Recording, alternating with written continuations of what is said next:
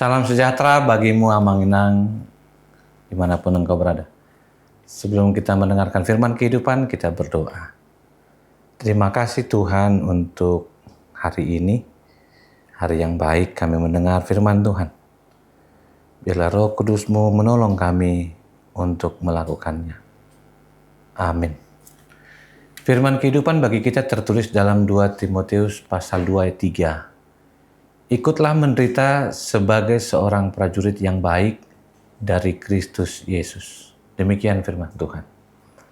Amang Inang yang dikasihi Tuhan, ada seorang bapak. Kita sebut saja namanya Merwal Simanjuntak. Dia baru pindah ke Jakarta karena merasa sudah sukses, ia ingin terlihat religius. Suatu hari dia pergi ke gereja di pusat kota. Selesai ibadah, pendeta menyalami dia dan berkata, "Selamat hari Minggu, Opung, Amang, dan yang lain Inang." Amang Merwal Simanjuntak membalas dengan wajah serius dengan mengatakan, "Terima kasih Pak Pendeta atas khotbahnya, sangat menyentuh.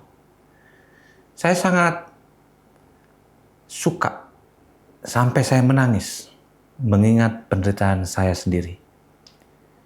Pendeta kemudian bertanya, "Memangnya apa penderitaan yang terberat Amang di Jakarta ini?" Amang itu menarik napas panjang. "Gigi palsu saya longgar Pak Pendeta. Jadi setiap saya bilang amin, gigi itu mau loncat. Saya harus menderita menahannya supaya tidak malu di depan jemaat yang lain. Itu pengorbanan luar biasa." Kita sering mengira ikut menderita adalah tentang ketidaknyamanan fisik ataupun sialnya nasib kita. Kita mengeluh karena macetnya di Jalan Cikini atau harga cabai di Pasar Manggis sebagai salib. Padahal Rasul Paulus sedang membicarakan sesuatu yang jauh lebih dalam dari sekedar gigi palsu yang longgar dan harga sembako. Amang Inang yang dikasihi Tuhan, ikutlah menderita sebagai seorang prajurit yang baik dari Kristus Yesus. Frasa Yunaninya ikutlah menderita. Dari dua kata bersama-sama dan menderita berat. Rasul Paulus tidak menyuruh Timotius menderita sendirian demi hobi menderita. Seorang bernama Williams Mons mengatakan, bukan sekedar ketabahan menahan rasa sakit tanpa ekspresi, ini adalah panggilan untuk menderita secara kolektif untuk sebuah tujuan atau visi Kristus. Rasul Paulus menggunakan metafora prajurit. Dalam tradisi Romawi, seorang prajurit tidak punya waktu untuk urusan sipil. Seorang neurologi bernama Viktor Frankl juga mengatakan, manusia bisa menanggung penderitaan apapun asalkan ada makna. Bagi Paulus, maknanya adalah Kristus. Yang lain juga mengatakan mengikut Kristus. Ikut menderita adalah harga sebuah pemuritan. Paulus mengingatkan Timotius bahwa pertumbuhan karakter justru terjadi di dalam tekanan. Prajurit yang baik tidak dilatih di kasur yang empuk, melainkan dalam sebuah pergumulan peperangan. Amang Inang yang dikasihi Tuhan, bagi kita orang percaya di Jakarta, seperti juga orang Batak yang memiliki mentalitas prajurit sebenarnya sudah ada dalam darahnya. Orang Batak berani merantau hanya dengan modal tas plastik dan tekad. Untuk siapa kita menderita?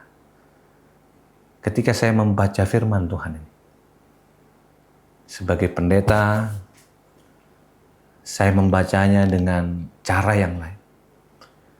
Banyak dari kita menderita habis-habisan, lembur, cari muka depan atasan, sikut kanan kiri, demi gengsi ataupun demi dipuji di kampung halaman ataupun di sekitaran kita. Itu bukan penderitaan prajurit Kristus, itu penderitaan prajurit gengsi. Masa kini kita ditantang. Prajurit Kristus adalah mereka yang berani menderita rugi karena menolak suap. Mereka yang rela lelah melayani di gereja setelah seminggu penuh bekerja di kantor. Mereka yang tetap menunjukkan kasih saat dikhianati rekan bisnis. Kita dipanggil bukan untuk menjadi korban keadaan, tetapi menjadi prajurit kerajaan Allah. Saat ini kita ditantang.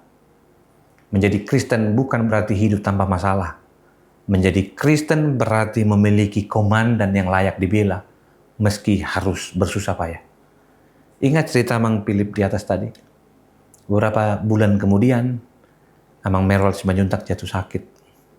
Hartanya habis untuk pengobatan. Teman-teman bisnisnya hilang. Di saat itulah jemaat gereja yang dulu yang dia anggap asing datang bergantian memasak untuknya, menjaga anaknya, berdoa tanpa henti.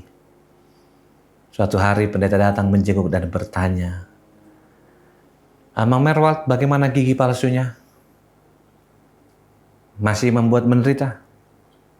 Amang Merwal tersenyum, tetapi matanya berbinar. "Pak Pendeta, saya baru sadar. Dulu saya pikir menderita itu adalah kehilangan kenyamanan saya. Tetapi sekarang saya tahu, penderitaan yang sesungguhnya adalah ketika saya mencoba memikul beban hidup sendirian tanpa bersandar kepada Sang Komandan Kristus Yesus." Amang itu melanjutkan, "Dulu saya takut gigi palsu saya lepas saat bilang amin. Sekarang meskipun saya tidak punya gigi lagi untuk bicara, jiwa saya berteriak amin. Karena ternyata Kristus tidak butuh penampilan hebat saya untuk tampil di hadapannya. Dia hanya butuh saya tetap setia di barisannya saat saya juga hancur atau tidak baik-baik saja." Mari firman Tuhan ini mengundang kita semuanya, jemaat yang terkasih, maupun jemaat simpatisan di AKBP Menteng, tetap mendengar renungan firman kehidupan dan berhentilah mengeluh atas kesulitan hidup, karena kita ubah keluhan itu menjadi laporan prajurit kepada Sang Komandan. "Tuhan, hari ini berat, tetapi aku tetap di posisiku. Aku tetap setia kepada Tuhan."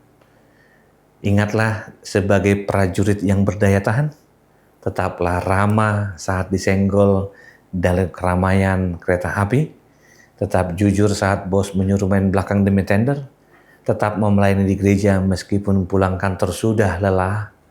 Itu semua penderitaan kecil yang sudah membangun karakter besar, karakter kekekalan.